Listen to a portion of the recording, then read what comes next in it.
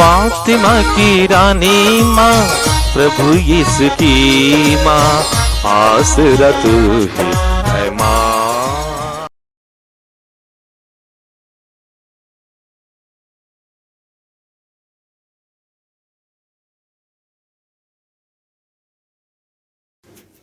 पहला पाठ प्रेरित चरित्र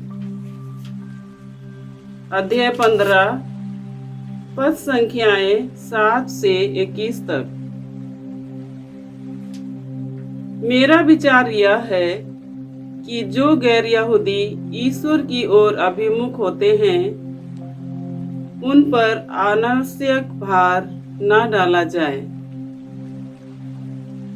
जब बहुत वाद विवाद हो चुका था तो पेतरुस ने उठकर यह कहा, भाइयों, आप जानते हैं कि ईश्वर ने पिछले दिनों आप लोगों में से मुझे चुनकर निश्चय किया कि गैर यहूदी मेरे मुख से सुसमाचार का वचन सुने और विश्वास करें।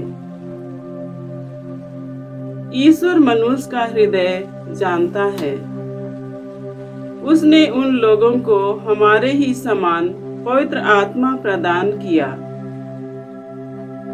इस प्रकार उसने उनके पक्ष में साक्ष्य दिया और विश्वास द्वारा उनका हृदय शुद्ध कर हम में और उनमें कोई भेद नहीं किया।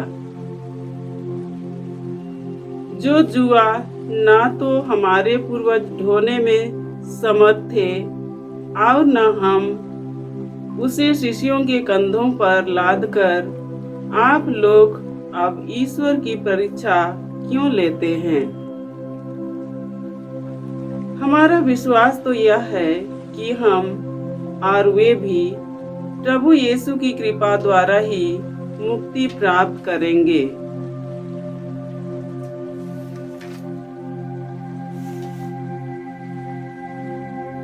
सब चुप हो गए और वे बरनबास तथा पौलुस की बातें सुन रहे थे जो उन चिन्हों तथा चमत्कारों के विषय में बता रहे थे जिन्हें ईश्वर ने उनके द्वारा गैर यहूदियों के बीच दिखाया था।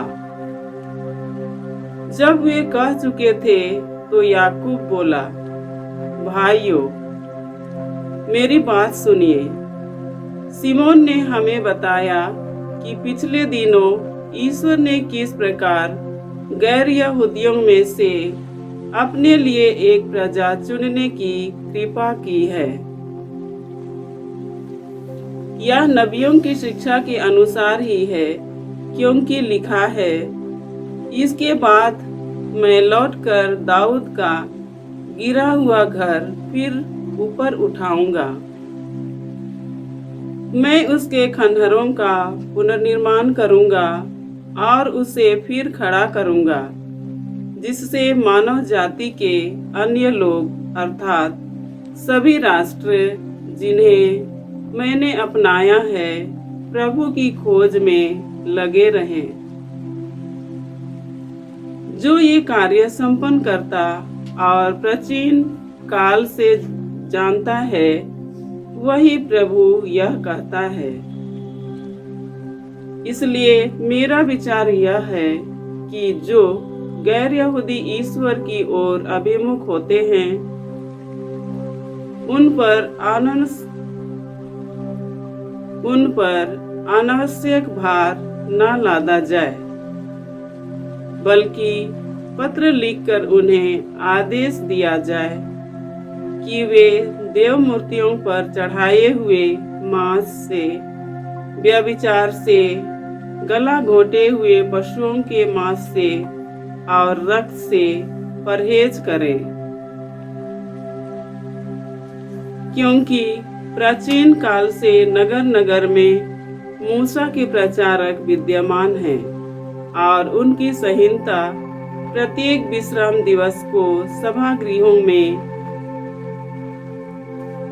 पढ़कर सुनाई जाती है। प्रभु की वाणी। ईश्वर को धन्यवाद। अनुवाक्य। सभी लोगों को प्रभु के अपूर्व कार्यों का गीत सुनाओ। सभी लोगों को प्रभु के अपूर्व कार्यों का गीत सुनाओ। प्रभु के आदर में नया गीत गाओ। समस्त पृथ्वी प्रभु का भजन सुनाए। भजन गाते हुए प्रभु का नाम धन्य कहो। अनुवाक्य। सभी लोगों प्रभु के अपूर्व कार्यों का गीत सुनाओ। सभी लोगों प्रभु के अपूर्व कार्यों का गीत सुनाओ। दिन प्रतिदिन उसका मुक्ति विधान घोषित करते जाओ। सभी राष्ट्रों में उसकी महिमा का बखान करो। सब लोगों को उसके अपूर्व कार्यों का गीत सुनाओ। अनुवाक्य।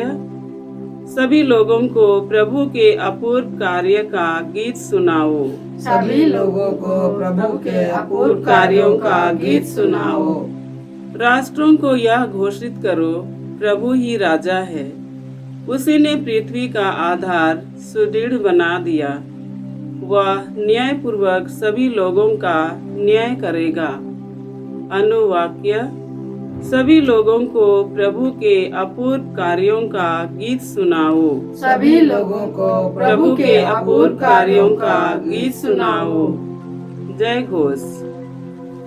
हालेलुया। प्रभु कहते हैं, मेरी भेड़ें मेरी आवाज पहचानती हैं। मैं उन्हें जानता हूँ और वे मेरा अनुसरण करती हैं। हालेलुया। प्रभु आप लोगों के साथ हो और आपकी आत्मा के साथ। संत योहन के अनुसार प्रभु यीशु ख्रिस्त का पवित्र सुसमाचार। हे प्रभु तेरी महिमा हो।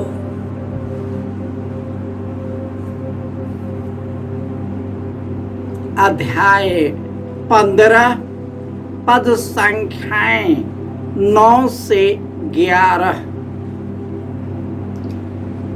यीशु ने अपने शिष्यों से कहा, जिस प्रकार पिता ने मुझे प्यार किया है, उसी प्रकार मैंने भी तुम लोगों को प्यार किया है। तुम मेरे प्रेम में दृढ़ बने रहो। यदि तुम मेरी आज्ञाओं का पालन करोगे तो मेरे प्रेम में दृढ़ बने रहोगे। मैंने भी अपने पिता की आज्ञाओं का पालन किया है और उसके प्रेम में दृढ़ बना रहता हूँ। मैंने तुम लोगों से ये बातें कही है जिससे तुम मेरे आनंद के भागी बनो और तुम्हारा आनंद परिपूर्ण हो।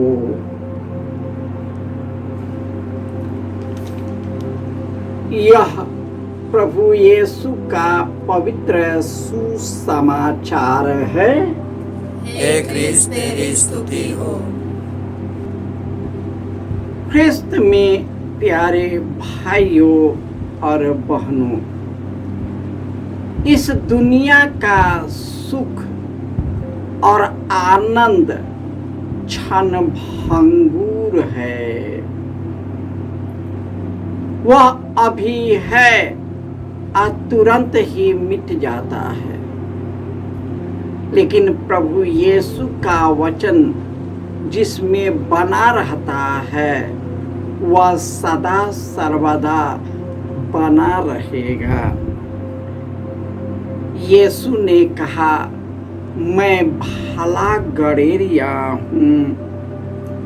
मैं अपने भेड़ों के लिए अपना प्राण अर्पित करता हूँ, क्योंकि मेरी भेड़ें मेरी आवाज पहचानती है। मैं उन्हें जानता हूँ और वे मेरा अनुसरण करते हैं। और यीशु अपने शिष्यों से कहते हैं, जिस प्रकार पिता ने मुझे प्यार किया है, उसी प्रकार मैंने भी तुम लोगों को प्यार किया है। तुम मेरे प्रेम में दृढ़ बने रहो और मेरी आज्ञाओं का पालन करो। यदि तुम मेरे प्रेम में दृढ़ बने रहोगे और मेरी आज्ञाओं का पालन करोगे, तो तेरा आनंद परिपूर्ण होगा। तेरा आनंद कोई छीन नहीं पाएगा, वह अनंत काल तक सदा बना रहेगा। यीशु के शिष्य और प्रेरित एक जगह से दूसरे जगह जाते हैं, और जब वे गैर यहूदियों के पास चिन्ह और चमत्कार दिखाकर उनको पुनर्जीवित यीशु की महिमा बताते थे, तो वे उन लोगों में बड़ा आनंद रहता था। वे बड़ी खुशी और आनंद से यीशु को स्वीकार करते थे और उसमें बहुत खुशी और आनंद रहता था। परंतु जब यहूदियों को पता चला कि प्रेरित और शिष्य गैर यहूदियों के पास जाकर हमारे परंपरा के विरुद्ध कार्य कर रहे हैं और इस तरह उनके बीच वाद विवाद छिड़ गया, परंतु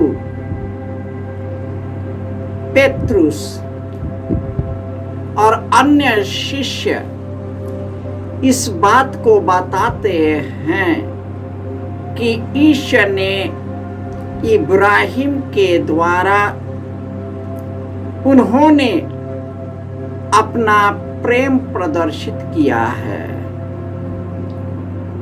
परंतु उन्होंने यह भी कहा है कि उनके द्वारा अन्य जाति और अन्य लोग मेरी ओर उन्मुख होंगे और इस तरह मैंने नहीं, खुद ईश्वर ने उनके बीच चिन्ह और चमत्कार दिखाया है, तो हम कौन होते हैं कि उसे रोक सके। मनुष्य का सोच ईश्वर के सोच से बिल्कुल भिन्न है। यही कारण है कि ईसायास नबी में ईश्वर कहता कि तेरे विचार मेरे विचार नहीं हैं और मेरी इच्छा तेरी इच्छा नहीं है। और ईश्वर जो कुछ करता है वह मनुष्य से बंधा नहीं है, हमारे और आप से बंधा नहीं है। वह अनंत और अनादि ईश्वर है। वह किसी पर दया करता है क्योंकि उन्होंने सबों को बनाया है और सबों की सृष्टि की है, तो ईश्वर सबों को देखता है। इस तरह यीशु के शिष्य एक जगह से दूसरे जगह दुख और विपत्ति के समय, अत्याचार के समय वे खुशी और आनंद और उल्लास के साथ यीशु का पुनरुत्थान का साक्ष्य देता था। और यीशु का साक्ष्य यह है कि वह खुद उनके द्वारा महान कार्य करता है, जो यीशु के नाम लेते ही कई रोगी चंगे हो जाते हैं, अपदूत निकल जाते हैं और लोगों के बीच आनंद उत्साह रहता था। आज भी यीशु अपना महिमामय कार्य हमारे और आप लोगों के साथ करते हैं, बशर्ते हम उनको प्यार करें, उनकी आज्ञाओं का पालन करें, उनके मार्ग पर चलते रहे और उनकी इच्छा के अनुरूप जो भी कार्य करते हैं, ईश्वर हमें आशीर्वाद और कृपा से भर देता है। यीशु भला गडेरिया के रूप में हमारे बीच आया और हमारी आज भी रखवाली करता है, हमारी देखरेख करता है।